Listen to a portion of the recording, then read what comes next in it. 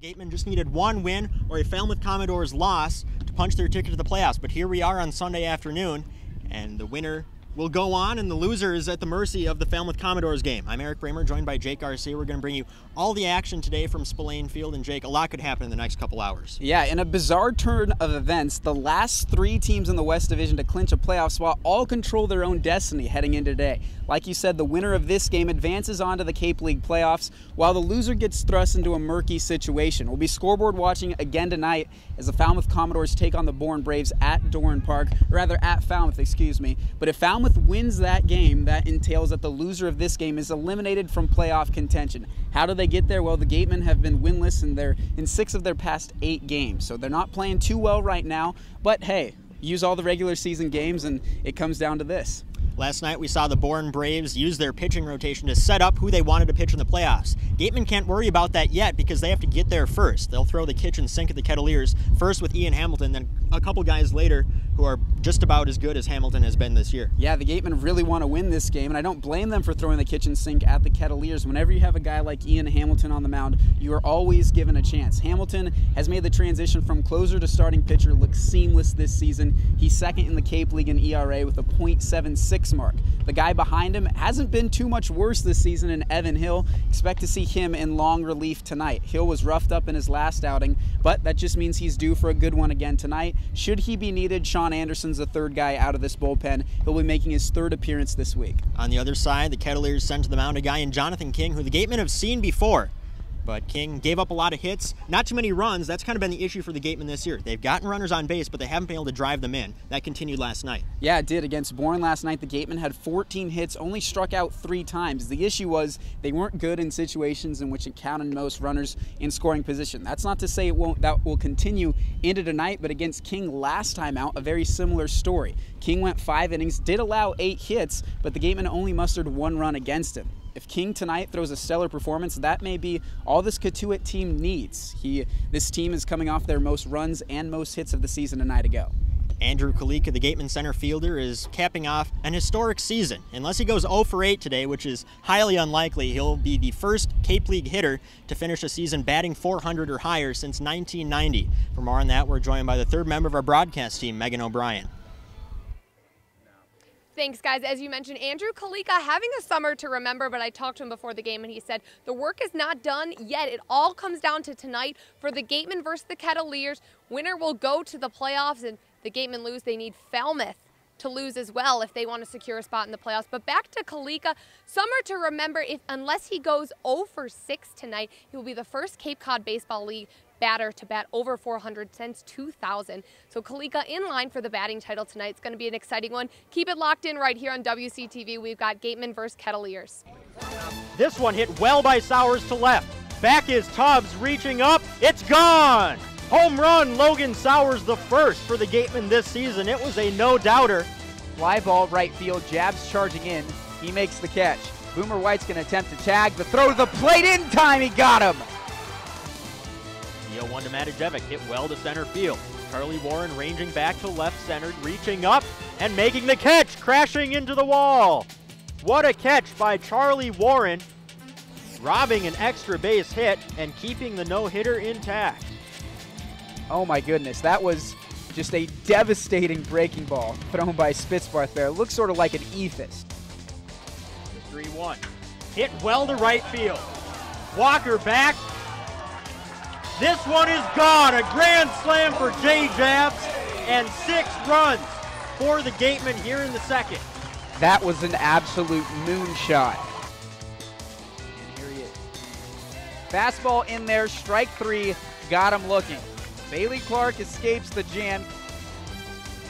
The 3-1. Hit well to left center field. Bird is back. He is not going to catch it. It's off the base of the wall. 1 run will score. Jabs is quickly behind him. He will score as well. It's a 2 RBI double for Andrew Kisner, and the Gatemen now lead 7-0. Now has a 2-2 to Bortles. He got him.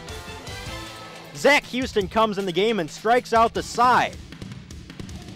Ground ball up the middle. Grand Prix spins around, throws. What a play, Preston Grand Prix.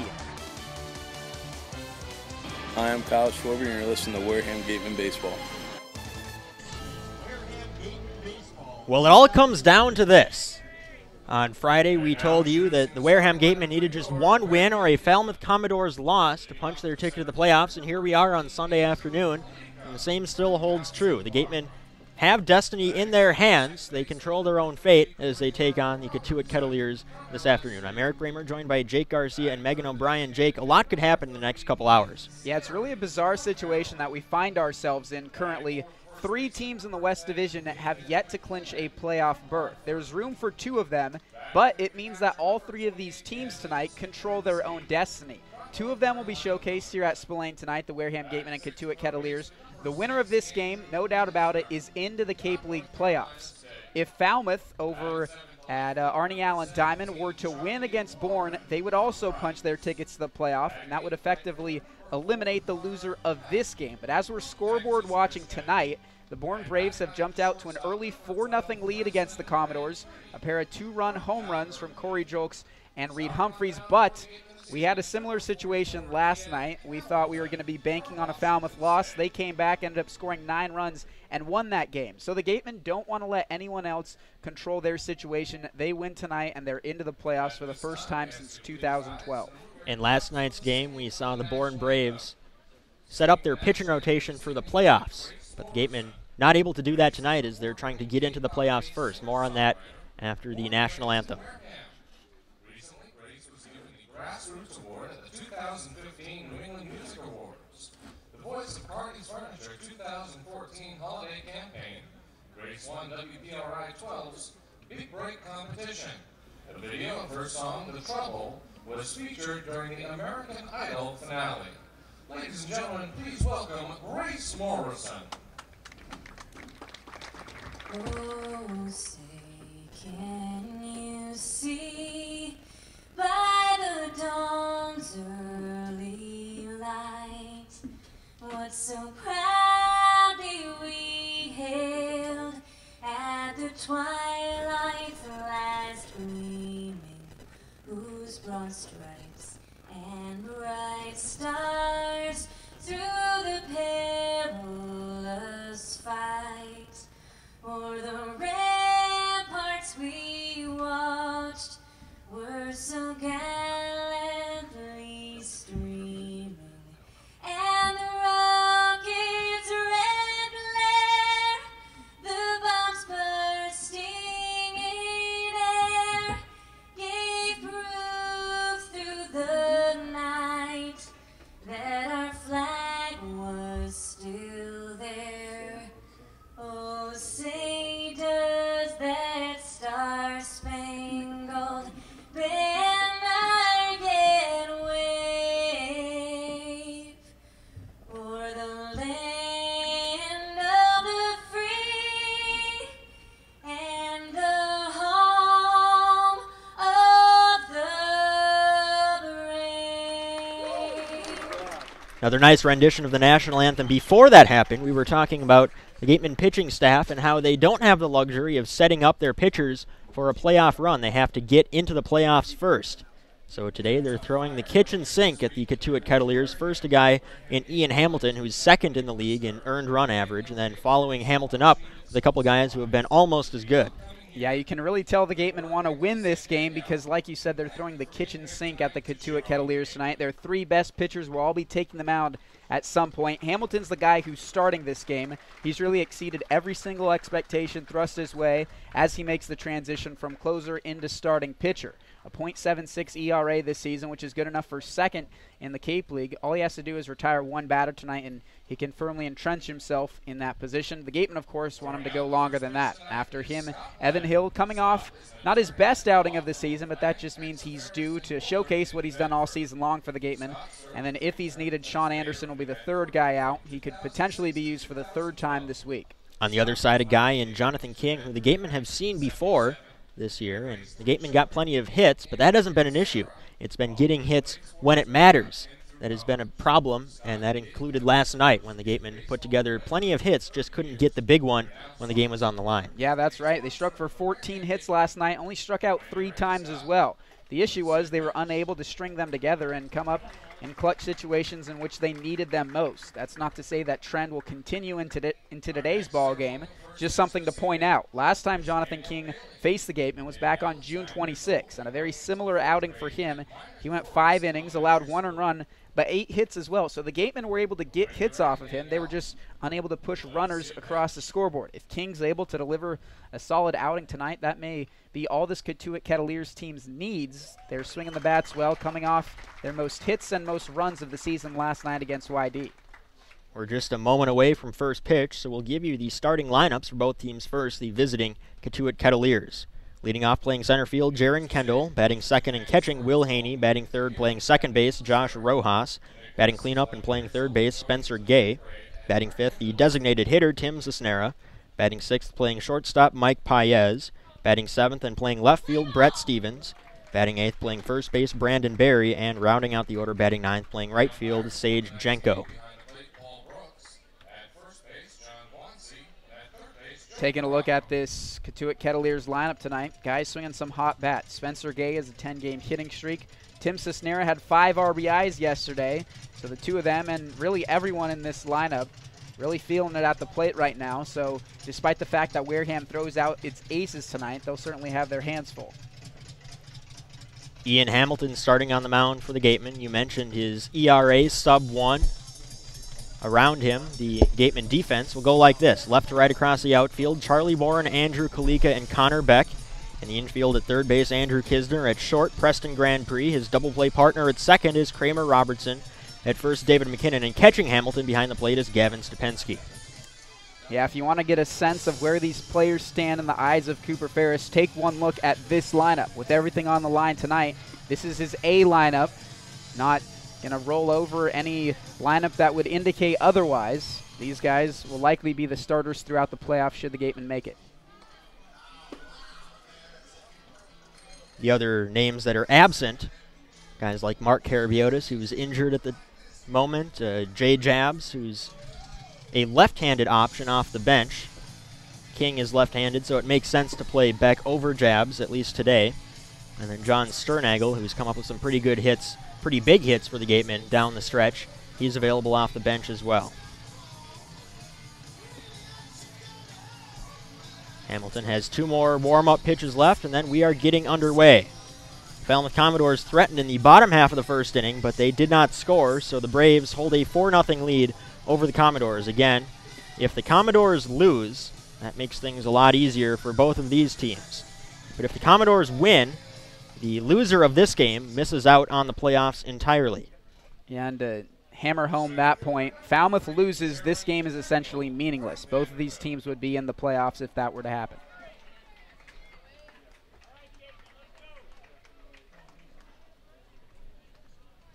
Ian Hamilton pitching from the windup, something that he's adopted as he stretches himself out in an effort to become a starter. Winds and delivers. First pitch sent foul, left side, behind third base, and Preston Grand Prix makes the catch out of our view. 1 pitch, 1 out for the righty. 3 guys converging there. Kisner at third, Warren in left, and Grand Prix all the way from short. Probably was the easiest play for Warren of the 3 in left field, but Preston Grand Prix has immense range, and he showcased it there, able to camp underneath it. That brings up Will Haney. Every time we've played the Kettleers, we look at Haney's stat line and finally seeing a little bit of a change in Haney. For a while, he was pretty much either going to strike out or hit a home run. Now he's seen his average climb up a little bit. Enough where he's now the 2-hitter. And to have a guy with 8 home runs, as Haney does, batting in your 2 spot, it's a pretty good thing to have. 0-1 misses low in the dirt.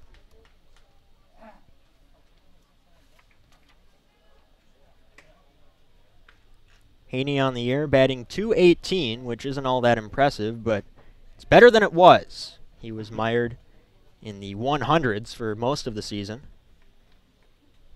8 home runs is tied for second in the Cape.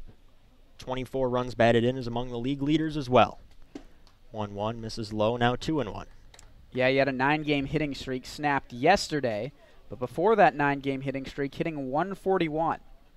On the other side of it, now at .218 on the season. Looking to bump it up a few notches today here against Wareham.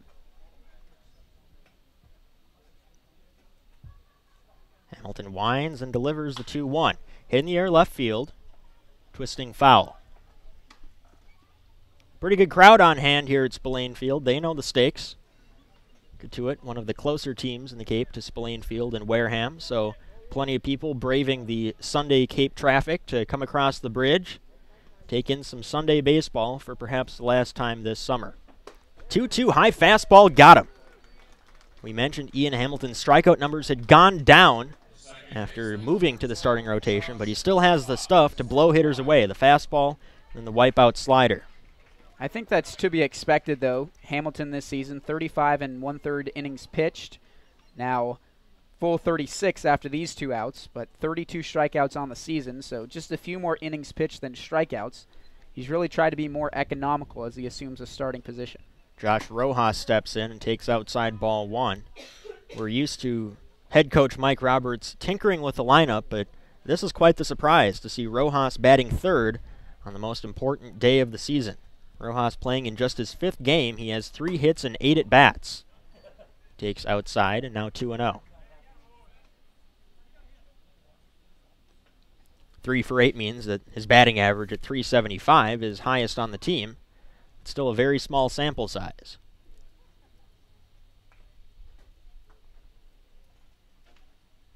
Hamilton delivers low and now 2-0.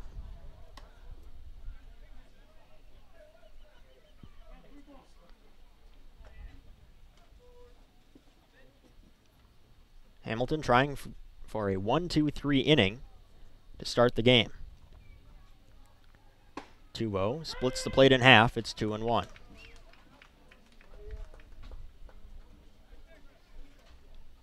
As you can see, the Gatemen wearing their home uniforms, Kettleers wearing their road tops, and they only have 1 pair of pants that they wear. 2-1 is fouled off, now 2-2. When Hamilton got to 2 strikes on Haney, he threw a high fastball, climbed the ladder, and got a swing and a miss. Now we'll see what he does with the left-hander Rojas at the plate.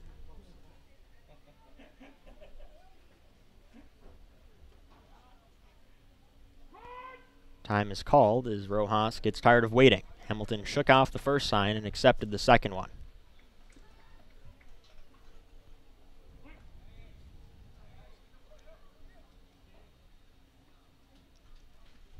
Hamilton from the windup delivers the 2-2. Got him swinging. 2 strikeouts and a 1-2-3 inning for Ian Hamilton. We head to the bottom of the first inning. No score. The Gatemen are coming to bat on WCTV and the Cape Cod Baseball League Network. 1-2-3 inning for Ian Hamilton in the top of the first. The Gatemen will take their hacks against Jonathan King.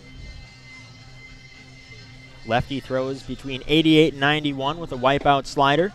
Behind King will be this defensive alignment: Stevens, Kendall, and Jenko left right across the outfield. Spencer Gay at third, Mike Paez at short, Josh Rojas at second, Brandon Berry at first, and Will Haney behind the plate catching the lefty.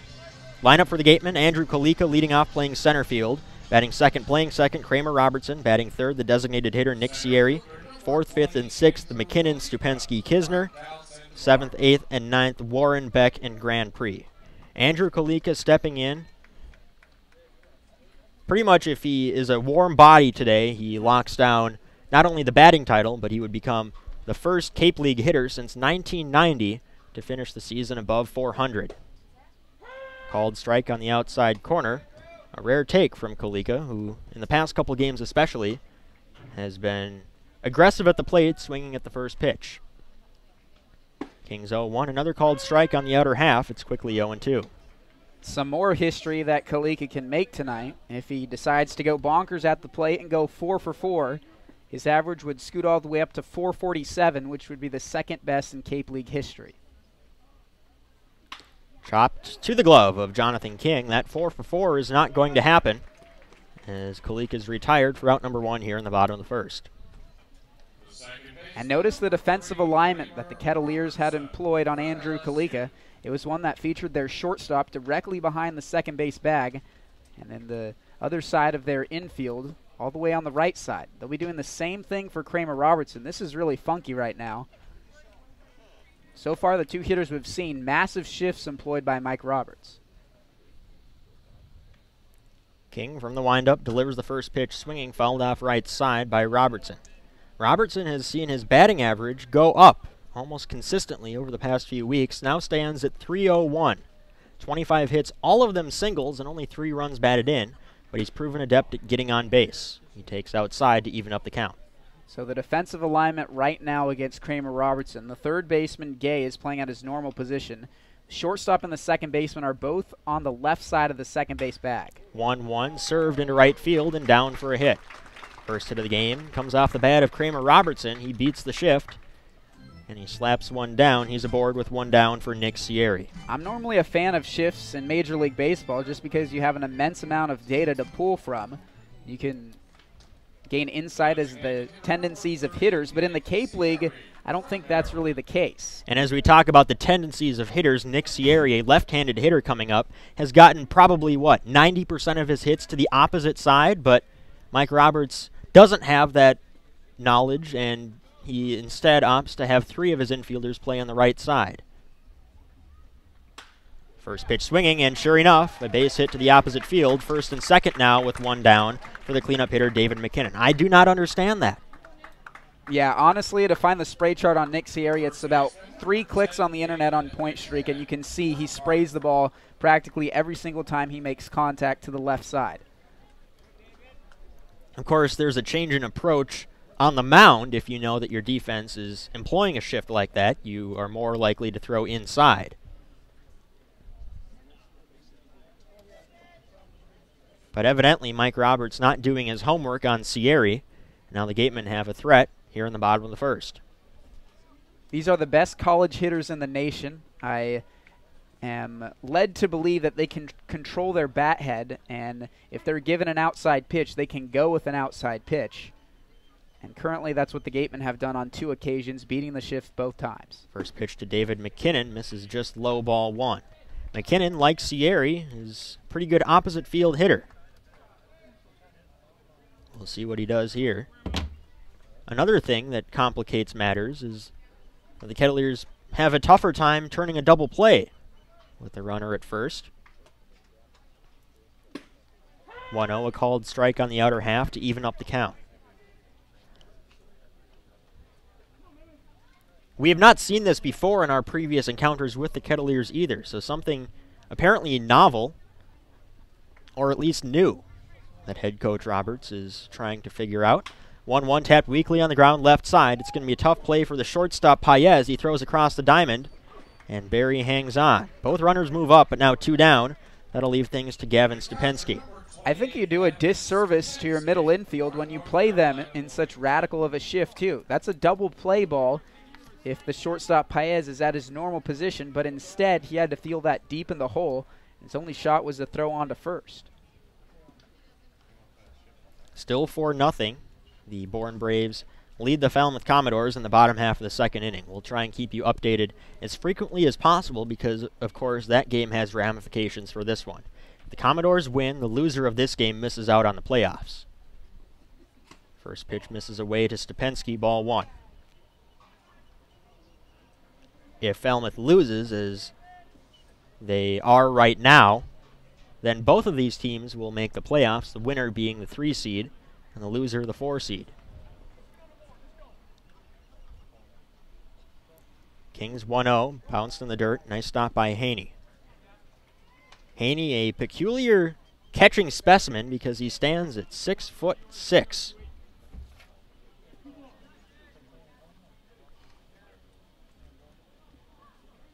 Point Streak has him listed at 6'5", but 6'6" sticks in my mind. 2-0 to Stupensky. Chopped on the ground, weakly right side. Charging is Barry. He'll take it himself.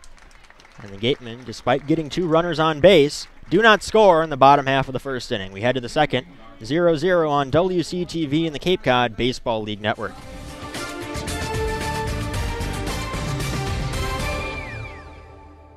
No score between the Gatemen and the Kettleers as we head to the top of the second inning. Eric Bramer joined by Jake Garcia. Gary Gateman roaming the outfield bleachers.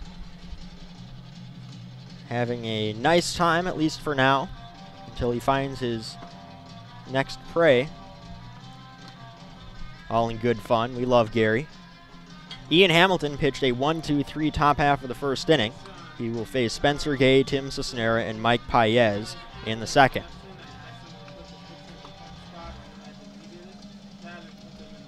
The game time is an hour earlier on Sundays here during home games. Presumably has something to do with the bridge traffic and getting as many fans to the game as possible. It also makes things easier for young families to bring their kids because they know that the game will most likely be wrapping up before 9 o'clock instead of before 10 o'clock.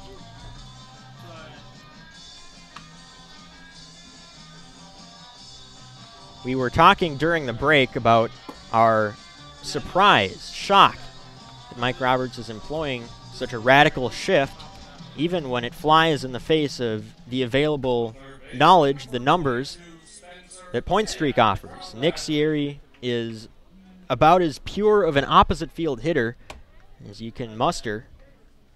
He had 3 infielders on the right side of the infield for his at bat.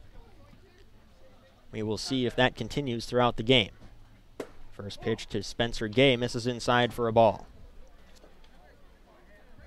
Gay out of Bradley University, batting .299 on the year. 3 extra base hits, they're all doubles. Check swing, tapped weakly up the middle. Grand Prix has it, fires across in time to retire Gay. 4 up, 4 down now for Ian Hamilton.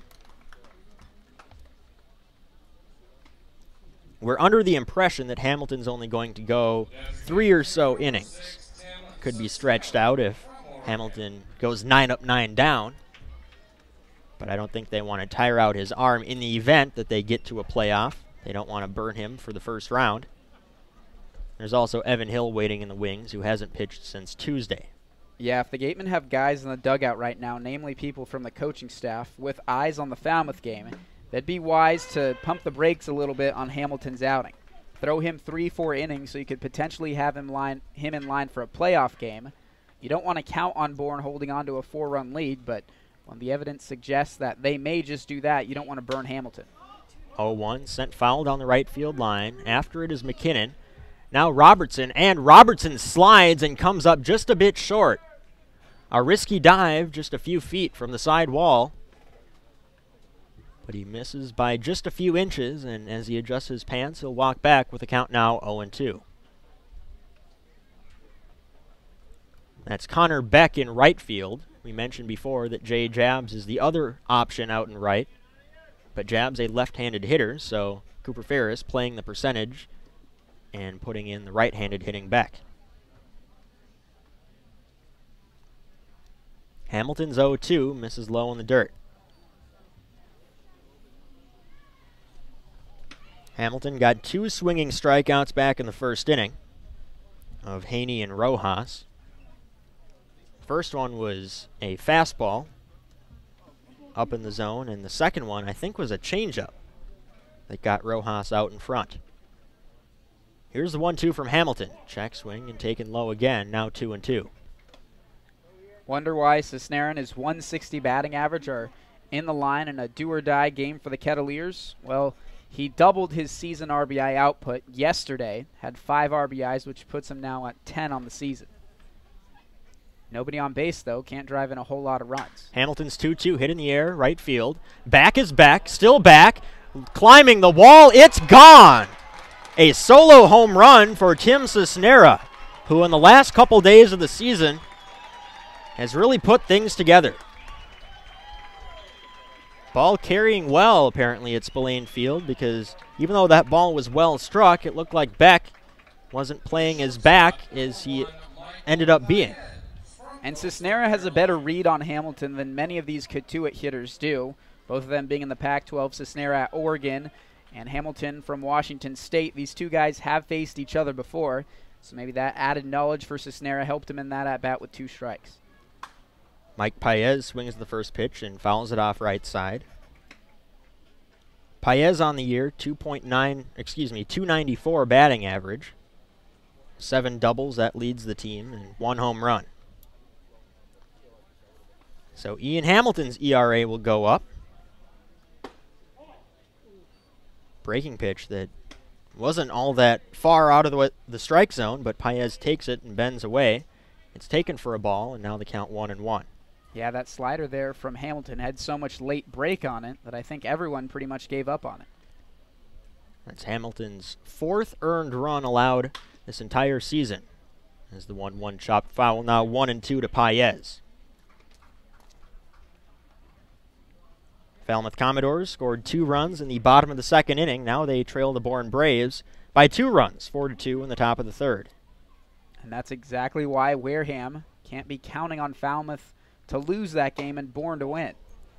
Bourne ahead 4-0 early, and now the lead evaporates to 4-2. Again, if Falmouth wins that game, they're into the playoffs, and the loser of this is eliminated. It was a Caleb Hamilton 2-run home run that scored Tate Blackman, who reached on an error.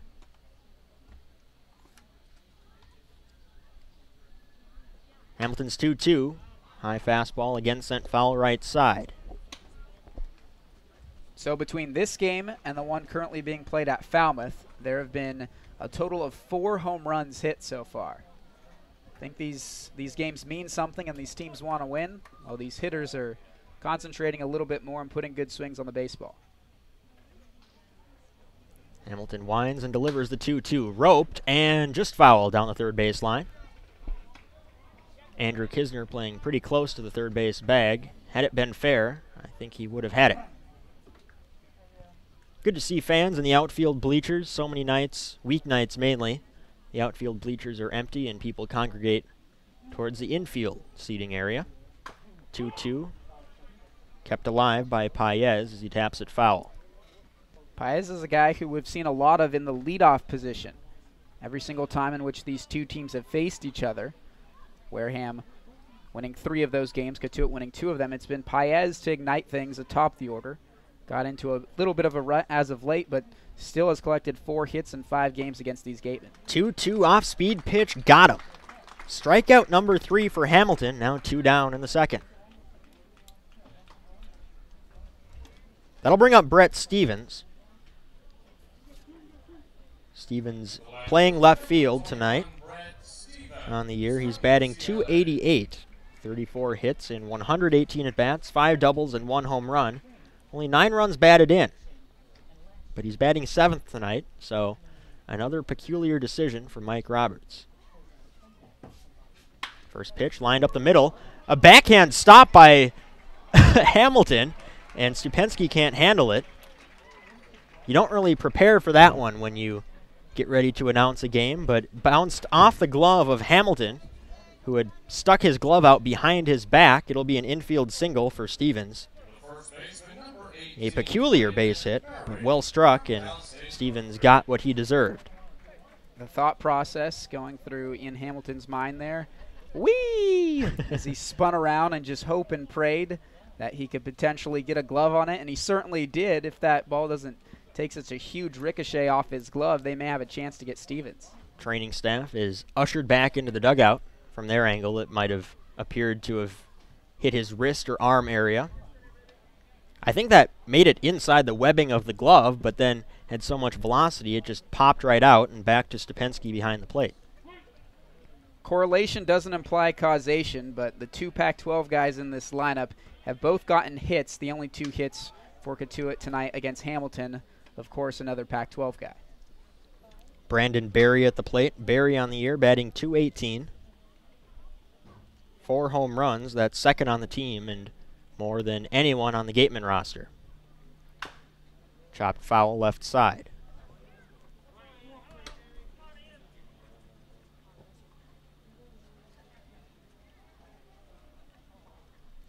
Preston Grand Prix playing a very deep shortstop.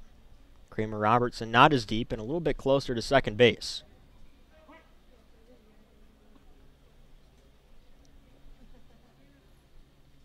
Hamilton to a set. A deep breath, and he delivers the 0-1, taken inside to even up the count. Kettleers got a solo home run a couple batters ago from Tim Cisnera over the right field wall. Again, Stevens checked at first. He's back safely.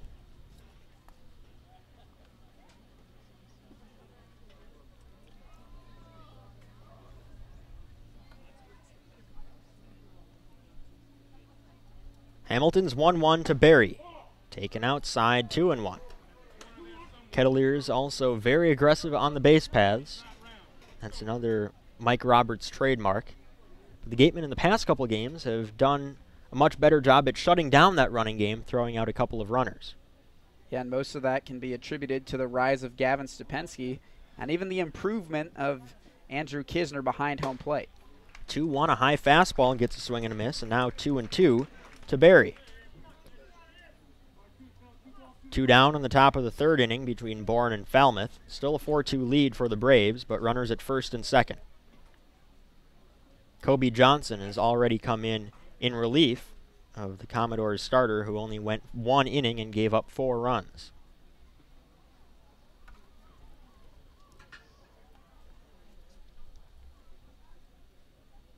Hamilton's 2-2, chopped on the ground, foul, third base line.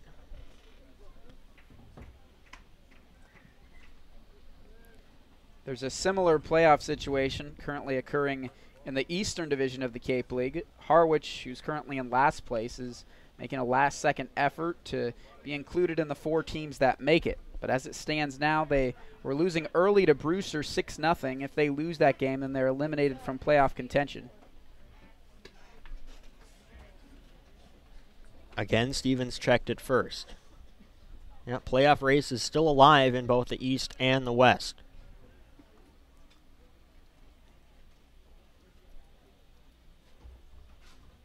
Hamilton with a deep breath. Now the 2-2. Half swing, strike 3.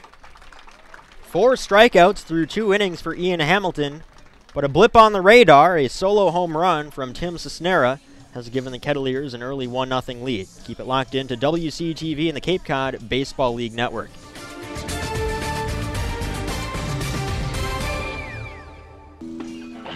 We head to the bottom of the second inning at Spillane Field. The Cotuit Kettleers with an early 1-0 lead over the Wareham Gatemen in a must-win game, or increasingly so, because the Falmouth Commodores have cut the lead to 4-2 against the Bourne Braves. If you're just joining us, the Commodores can make things quite interesting by winning their game. They stand a half game back of both Wareham and Cotuit on this, the last day of the year. If the Commodores win, the loser of this game misses out on the playoffs. If the Commodores lose, then both of these teams will make the playoffs, the winner being the 3 seed and the loser the 4 seed. 6, 7, and 8 due up for the Gatemen. Kisner, Warren, and Beck facing Jonathan King. Half swing and a strike. Kisner behind in the count 0-1. King allowed 2 singles back in the first inning, but stranded them both. That's been the story for the Gatemen against King earlier this year, and really as a whole on the season. Taken low in the dirt to even up the count.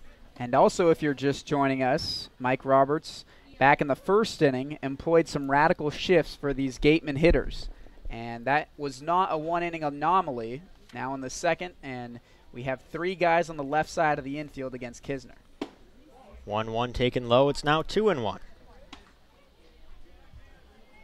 Kisner on the season batting .229.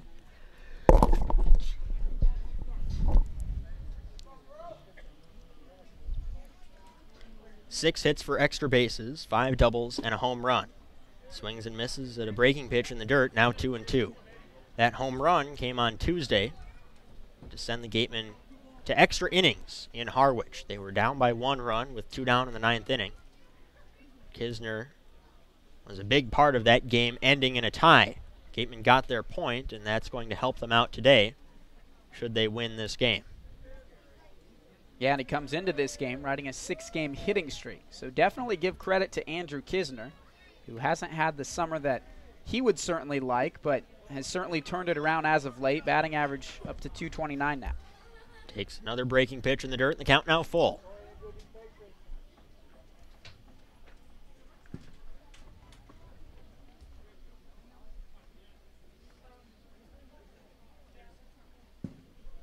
King from the windup delivers the payoff pitch. Chopped on the ground, a cloud of chalk puffs up in front of the box. Things will reset with the count still full.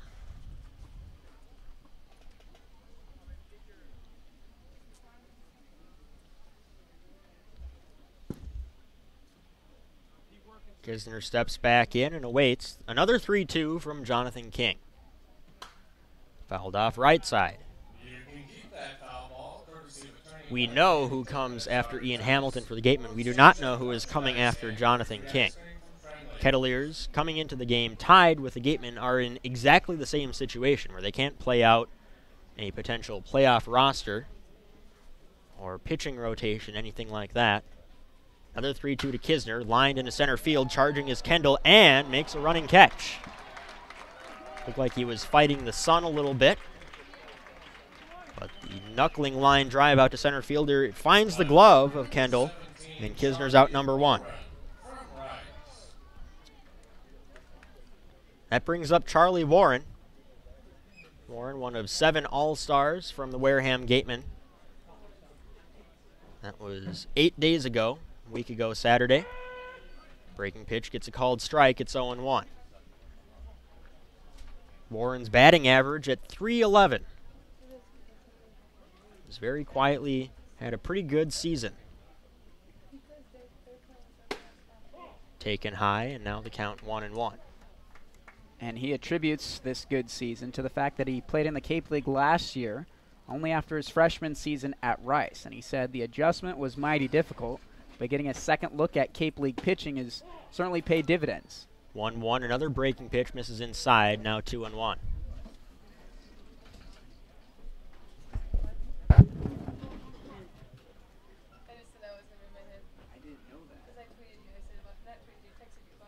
I 2-1, fouled back to the screen.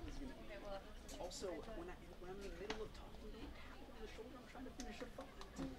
Well, you just said the wrong scores. King steps back on the rubber with a count 2-2. It was earlier. Not 6, it was 4-0. It was 6-0 earlier. I looked. 2-2, swung on and missed. Warren chases a breaking pitch, and he's out number 2. No, it's not. It's Connor Beck steps in. 8-6. We mentioned a couple times that Connor Beck is in the lineup, in part because King is a left-handed pitcher. So we'll see how he fares against the opposite-handed toss.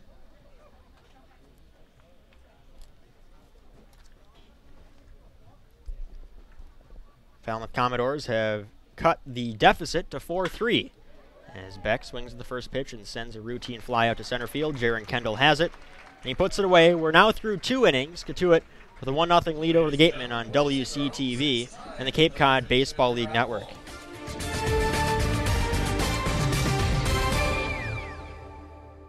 One nothing, the Kettleers lead the Gatemen as we head to the top of the 3rd inning. Eric Bramer joined by Jake Garcia and Megan O'Brien. It'll be 9-1-2 due up for the Kettleers against Ian Hamilton, who gave up a solo home run to Tim Cisnera back in the 2nd inning. That's currently where we stand. This will, in all likelihood, be the last inning for Ian Hamilton. Gatemen don't want to burn his arm out in the event that they do make the playoffs. They have to win this game or have a Falmouth Commodore loss to live to play another day. Commodores have cut their deficit to 4-3 in their game against the Bourne Braves. The Gatemen certainly had opportunities early on to clinch a playoff spot. All they had to do was win on Friday, win yesterday, but unfortunately for them, unable to do so. Coming into this game, winless in 7 of their last 8. They've lost 6 of their last 8. The difference, the discrepancy between those 2 stats, one of them, the game's a tie against the Harwich Mariners. Hamilton to Jenko, inside ball 1. Commodores have scored 1 run in the 3rd inning to bring the score to 4-3, but they also have the bases loaded and 1 out. So we will see how that goes, and now I'm just receiving word. It was a 6-4-3 double play, and now 3 down. So the Bourne Braves helping out both of these teams by evading a Commodore rally. Count now 2-0 to Jenko. How about Bourne playing spoiler last night against the Gatemen and trying to play spoiler again tonight against the Commodores? They really have nothing to play for at this point. Already locked up the number 2 seed in the West Division, and at this point just getting players healthy, resting them, and setting their playoff rotation. Called strike brings the count to 2-1.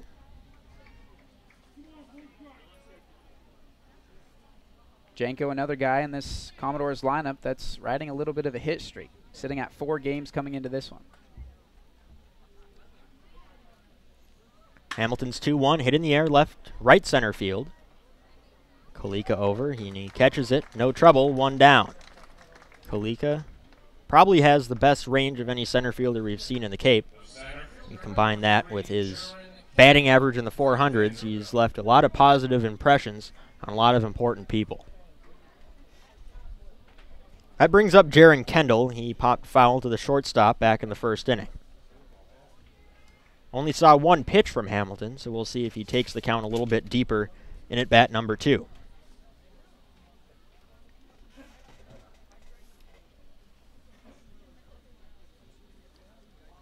Hamilton's first pitch clips the outside corner, strike 1. Kendall turns away. I don't think he agreed with it. Shadows are slowly overtaking Spillane Field. Hitter in the shadows and Ian Hamilton still in the sunlight. 0-1 gets a swing and a miss, and now quickly 0-2. And the breaking ball is the hardest pitch to pick up in that type of situation. Hamilton throwing from one light angle, and then it comes in the shade. That's hard to pick up the spin on. Hamilton looks in for the sign, gets it. Comes to a set and delivers the 0-2 to Kendall. Broken bat, dumped, fair down the right field line. Beck gets it in quickly. Not hit well at all, but Kendall using some strength to push it out over the head of the first baseman McKinnon and into shallow right. He's aboard with one down. That brings up Will Haney. He struck out swinging his first time up. Haney, we mentioned the first time, is a power threat to be certain. 8 home runs. That's tied for second in the Cape League. And you just look at him and you can tell that he can hit a ball a long way.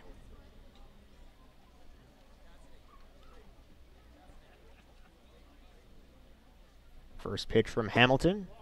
Misses just wide, ball 1. Haney officially listed at 6'5", a little bit tall for a catcher, but that added height gives him a little bit more oomph behind his swings. Check of Kendall, he's back safely.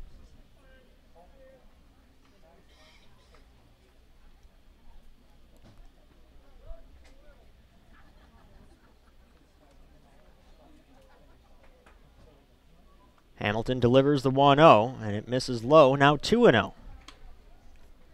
Don't see anyone warming in the Gatemen bullpen. I would imagine that they have faith in Hamilton, who came into this game with a sub-1 ERA.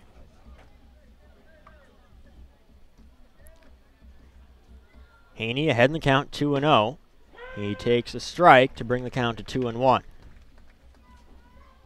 That was a fastball, and it was towards the middle of the plate, but evidently not in the crush zone for Haney, and he spits on it, and he'll take his chances on 2-1.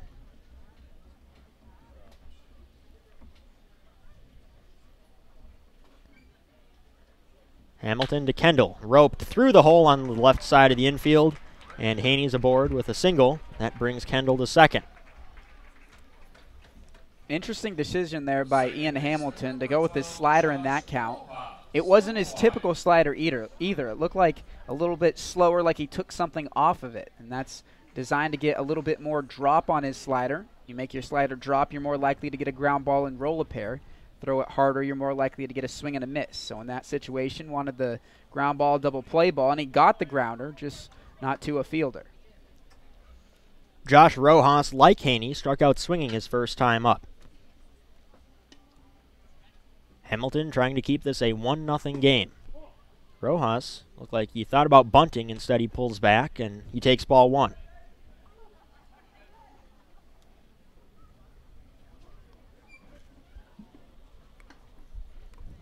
Grand Prix at short, slaps his glove, trying to keep the second base runner, Kendall, close. Hamilton keeping an eye on Kendall, delivers the 1-0. Popped up, shallow left field. Grand Prix is out. Left fielder Warren's in. They both give way to Kalika, who squeezes it for out number 2. That brings up Spencer Gay. He led off the second inning by grounding out to short. We've touched on all the hot hitters in this Commodores, or rather in this Kettleers lineup tonight. I don't think any of them are hotter than Spencer Gay, the guy now at the plate. A 10-game hitting streak coming into this game, and his average now close to 300.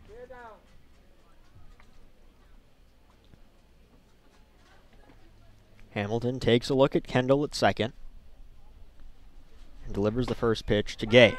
It's a called strike. Gay also going with the John Sternagel look from a night ago.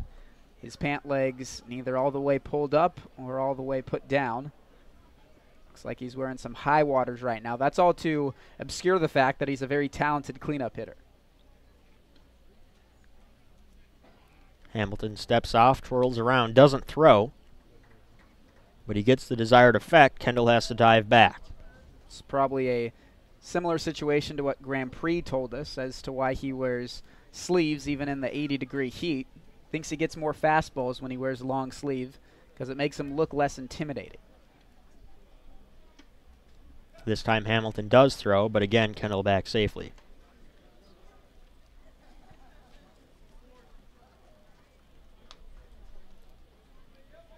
I would lend more credence to that argument if Grand Prix were lighting the world on fire offensively, but he's here more for his glove.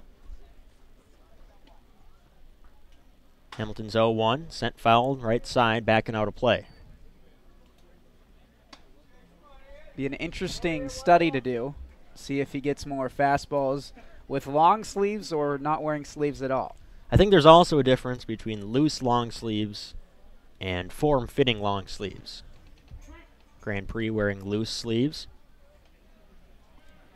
Pretty warm day to be wearing long sleeves. Hamilton's 0-2 to Gay. Tapped weakly left side and towards the Kettleer dugout. Yeah, I'm not sure if Grand Prix's theory has much evidence backing it, but I would agree with the fact that wearing your pants high water style makes you look a little bit less intimidating. I don't know if you get more fastballs by wearing your pants like that, but just on the eye test, I'd say the guy on deck in Tim Cisnero with his pants all the way down looks a little bit more intimidating than Gay in the cleanup spot. Hamilton's 0-2 to Gay. Misses high and tight. Nice catch by Stupinski. Another scoreboard update. Bourne Braves still lead the Falmouth Commodores 4-3 in the top of the fourth inning at Gov Fuller Field.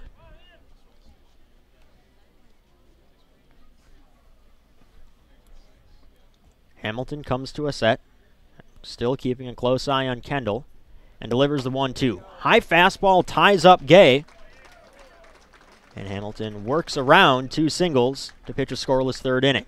We will see if he heads out to the fourth. In the meantime, the Gatemen are going to come to bat and try and put a run across against Jonathan King. Keep it locked in to WCTV and the Cape Cod Baseball League Network.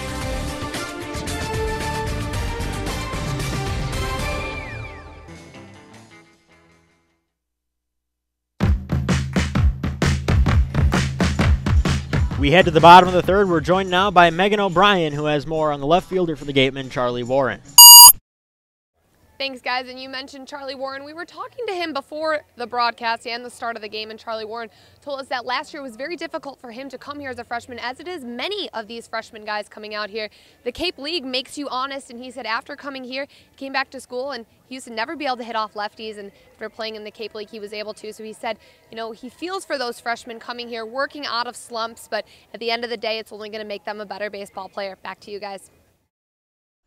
Thank you, Megan. The Gatemen trail the Kettleers 1-0. The Falmouth Commodores trail the Bourne Braves 4-3 at Gov Fuller Field. We're trying to keep a close eye on both games because both have playoff implications. Again, another refresher. If the Commodores win, the loser of this game does not advance to the playoffs. If the Commodores lose, both teams make the playoffs, but the winner, the 3 seed, and the loser, the 4 seed.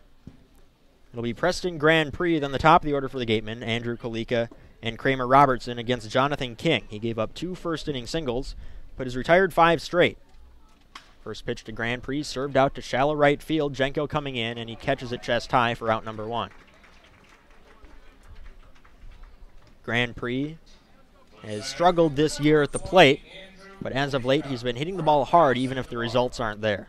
Yeah, and maybe the same that applied to Charlie Warren will apply to him next season. If he comes back to the Cape, I would bet my money on the fact that he sees his batting average go up, and I'm sure when he goes back to Cal, he'll have nothing but great stories about this summer as well as valuable lessons learned in the batter's box that he can take with him. Ball one misses wide to Andrew Kalika, 0 for 1 on the day. Kalika came into the game with a .427 batting average. Unless he goes 0 for 8 today, he will finish with a batting average above 400. He takes a called strike to even up the count at 1-1.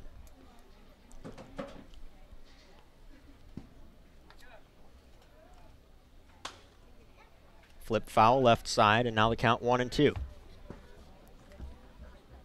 Kalika's kind of gone under the radar now that we've started talking about him on our website and stuff. Other people have begun to take notice, but not very often does a hitter hit 400 at any level, much less the most prestigious Cape League.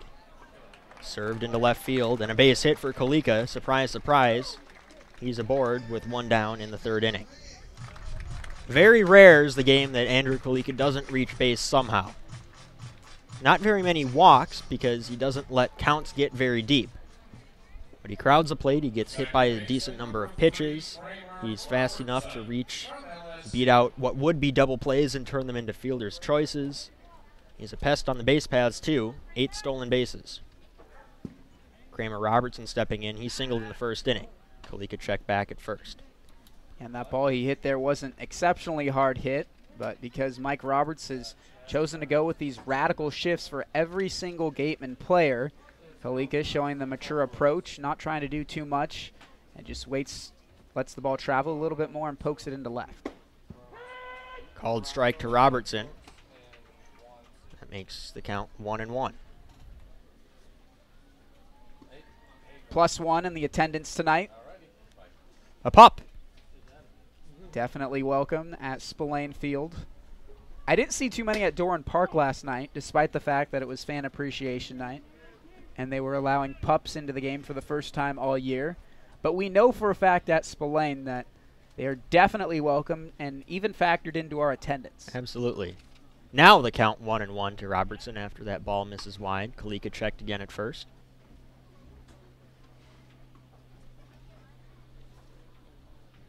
Robertson trying to finish his year with a batting average above 300.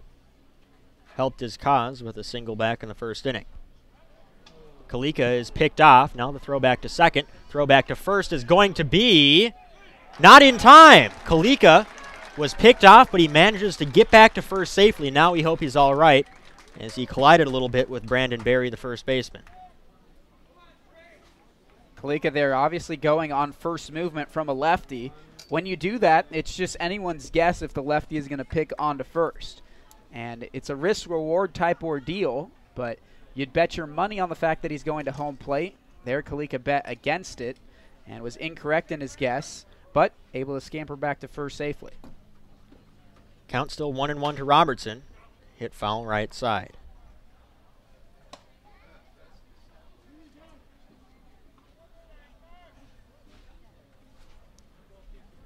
Kalika has a set distance, which he always leads off at first base. He has it down to a science. He knows exactly how far he has to be. Not scared off by getting picked off just a moment ago, and he's back safely again on the throw to Berry.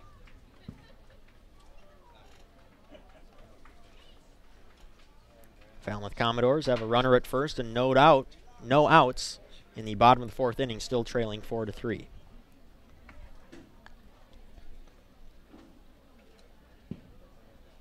A little bit less of a shift now, in fact, abstaining from the shift with Robertson at the plate and the runner on first.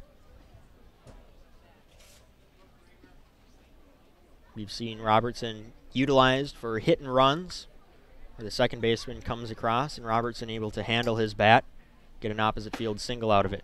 Ball misses, and now the count 2-2.